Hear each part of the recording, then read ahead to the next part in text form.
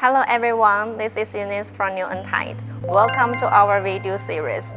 Today I would like to introduce you another new feature of high-master V series heat pump, which is installation solution. Traditional installation methods expose a lot of circuits to the outdoors, which poses potential risks to the installation and maintenance personnel, especially in Europe's raining climates. To address this, the high-master V series offers 3 different installation solutions, including the control module, hydraulic tower, and hydraulic station, significantly improving the installation efficiency and safety.